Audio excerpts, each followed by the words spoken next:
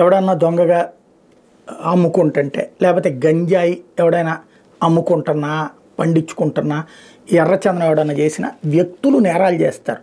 ఆ వ్యక్తుల్ని పట్టుకోవడానికే పోలీస్ శాఖ ఉంటుంది, అటవీ శాఖ ఉంటుంది, వీళ్ళందరూ ఉంటారు. కానీ ఇదివరకు పట్టుకుని అరెస్టు చేసినా సరే జగన్ హయాంలో నాశనం అయిపోయింది రాష్ట్రం అని వార్తలు రాసేవాడు. అదే ఇప్పుడు వచ్చేటప్పటికి అంటే ఇప్పుడు జరుగుతున్నాయట ఇసుక అక్రమ రవాణా.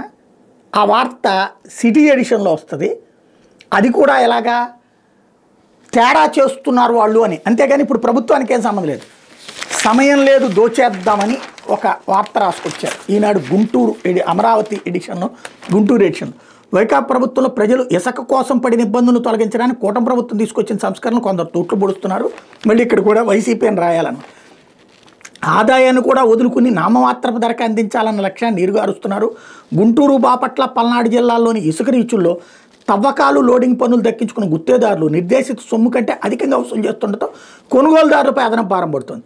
నిబంధనలకు విరుద్ధంగా నదిలోనే ప్రక్రియల ద్వారా లారీలను లోడ్ చేసి గుత్తేదారులు పెద్ద ఎత్తున అక్రమాలకు పాల్పడుతున్నారు. ఫిబ్రవరి 6తో ప్రస్తుతం ఇసుక రీచులకి ఈసీ అనుమతులు ముగుస్తుండటంతో అందరిగాడికి దోచుకోవాలన్న ఉద్దేశంతో రాత్రి వేళ కూడా తవ్వకాలు చేస్తున్నారు. వీళ్ళ మీద చర్యలు తీసుకోవడానికి యంత్రాంగం వెనకడుగు వేస్తుంది. తెర వెనక ప్రజాప్రతినిధుల అండదండలు ఉండడంతో అధిక వసూలు కొనసాగుతున్నాయి. ఇది అదే ఇప్పుడు చేసేది. ప్రజాప్రతినిధులు అంటే ఇప్పుడు ఎవరున్నారు? అంతా తెలుగుదేశం వాళ్ళే కదా. గుంటూరులో అసలు వైసీపీ వాళ్ళు ఎక్కడ గెలిచారని. అదే సందర్భంలో వార్త ఏంటంటే అది కాంట్రాక్టర్ల తప్పు.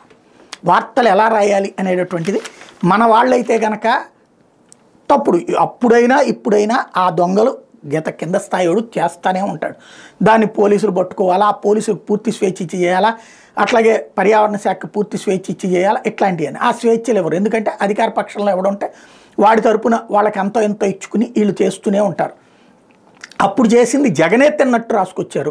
ఇప్పుడు చేసింది లోకల్గా కాంట్రాక్టరో లేకపోతే లోకల్గా ఎవడో తిన్నాడు అన్నటువంటి కోణంలో రాసుకొస్తారు. అది తేడా.